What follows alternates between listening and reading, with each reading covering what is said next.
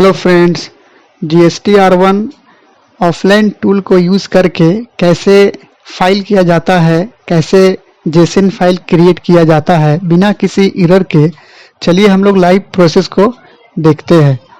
तो देखिए दोस्तों, ये मेरा GSTR1 का ऑलरेडी ये रेडी किया हुआ है। GSTR1 एक्सेल फॉर्मेट में मैं आपको ओपन करके दिखा देता हूँ। देखिए ये हमारा B2B इनवाइस है 2 ठो, और उसके बाद B2CL में कुछ भी नहीं है, B2C में है सेल। और उसके बाद ये देखिए मेरा HSN कोड भी समरी डाला हुआ है, B2B में भी B2C में। और ये डॉक्यूमेंट है। ये एक्सेल सीट में कहाँ से लिया हूँ, ये फॉर्मेट मैं इसको टैली प्राइम से एक्सपोर्ट करके, किसी दूसरे कंपनी का था उसमें एक्सपोर्ट करके, और मैं इसमें इस पार्टी में मैं यूज़ कर रहा हूँ, मतलब कि दूसरे पार्टी में यूज़ कर रहा हूँ। ठीक है।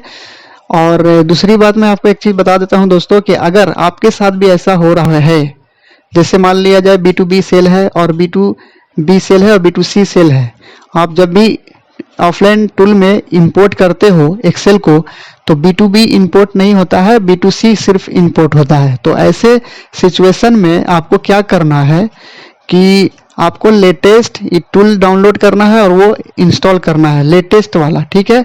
और दूसरा चीज़, अगर आप GSTR1 एक्सेल फॉर्मेट ओल्ड अगर यूज कर रहे हो, पुराना बहुत दिन का है, 2-3 साल पीछे का है, तो उसको आप यूज मत करिए। आप लेटेस्ट टैली प्राइम का किसी से भी एक्सेल GSTR1 फॉर्मेट जो एक्सपोर्ट होता है वो एक्सपोर्ट करके और उस एक्सेल को आप यूज करिए, तो 100% आपका इंपोर्ट होगा। ठीक है। तो ये एक्सेल जो है मैंने टैली प्राइम से ही एक्सपोर्ट किया है और इसमें मैंने अपना डेटा को फिल किया है। ठीक है। तो मैं इसको इंपोर्ट करके आपको टूल में दिखाऊंगा बिना किसी एरर के।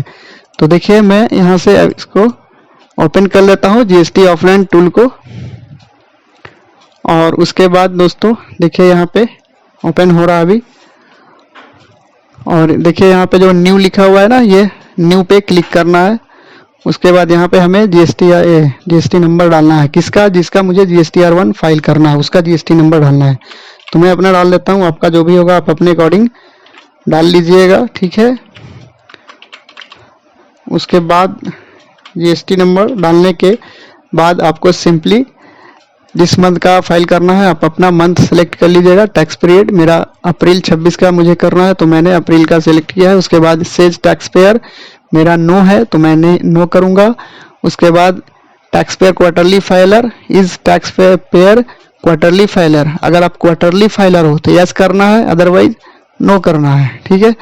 और यहाँ पे बोल रहा है कि अगर आपका टर्नओवर क्या 5 करोड़ से ऊपर है, अगर हाँ तो यस, और नहीं तो नो करना है। तो मेरे केस में 5 करोड़ से ऊपर नहीं है, नीचे है, तो मैंने नो कर दिया। उसके बाद हमें सिंपली प्रोसीड पे क्लिक करना है, उसके बाद यस। तो इस टाइप का इंटरफेस ओपन होगा। ठीक है दोस्तों, ये जो मैंने एक्सेल रेडी किया है, इस एक्सेल को मैं ऑफलाइन यूटिलिटी में इंपोर्ट करूंगा। इसको मैंने क्लोज किया और इसको मैं कॉपी कर लेता हूं। उसके बाद देखिए यहाँ से इंपोर्ट फाइल ऑप्शन दिख रहा होगा, इस पर क्लिक करना है। उसके बाद इंपोर्ट एक्सेल, उसके बाद यहाँ पे जो मैंने कॉपी किया पेस्ट कर दूंगा और इंपोर्ट करूंगा। उसके बाद यस।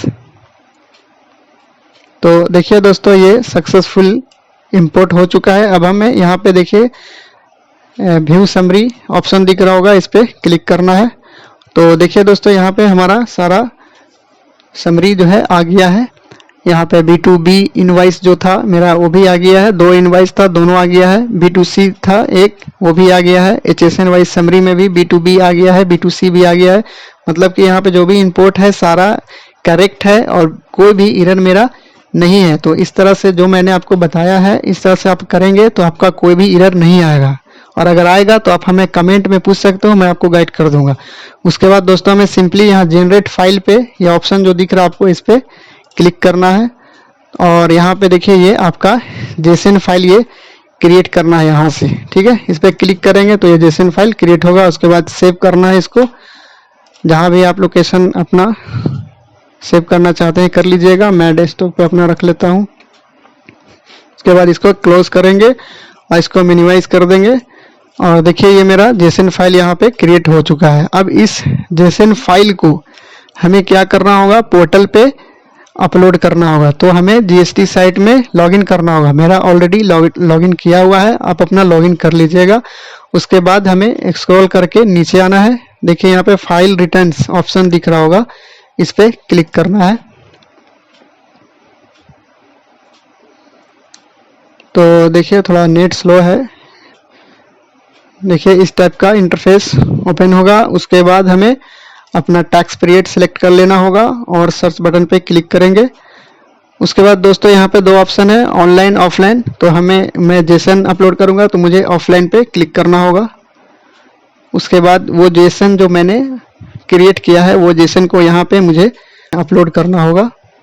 तो मैं उसे अपलोड कर लेता हूँ। यहाँ पे मैंने कॉपी कर लिया था, अभी हमें यहाँ पे सिंपली पेस्ट करना है। उसके बाद यहाँ पे ओपन करना है। तो देखिए दोस्तों यहाँ पे जेसन फाइल जो क्रिएट हुआ था वो मैंने अपलोड किया, एक बार में ही पूरा सक्सेसफुल जो है प्रोसीड हो गया है। स्टेटस दिखा रहा बिना किसी एरर का। उसके बाद बैक टू फाइल रिटर्न पे क्लिक करेंगे और फिर से हम टैक्स पीरियड को सिलेक्ट करेंगे। उसके बाद हमें जीएसटी R1 में जाना होगा। तो इस टाइप से इंटरफेस ओपन होगा। अब यहाँ पे मुझे एक बार चेक कर लेना होगा। देखिए यहाँ पे 2 इनवाइस था मेरा, B2B वो दोनों आ गया है, और एक B2C था वो भी आ गया है, HSN भी आ गया है और डॉक्यूमेंट भी आ गया है। तो सिंपली हमें जनरेट समरी पे क्लिक करना होगा और एक बार रिफ्रेश करेंगे। उसके बाद स्क्रॉल करके नीचे आएंगे, प्रोसीड टू फाइल ऑप्शन दिख रहा होगा यहाँ पे, देखिए इस पे क्लिक करना है। तो इस टाइप का इंटरफेस ओपन होगा। देखिए यहाँ पे दोस्तों मेरा B2B का फिगर जो है वो आ चुका है। और स्क्रॉल करके नीचे आएंगे और नीचे आएंगे यहाँ पे देखिए, एक सेकंड, देखिए B2B का यहाँ पे आ गया है 15,640 और B2C का आ गया 15,210।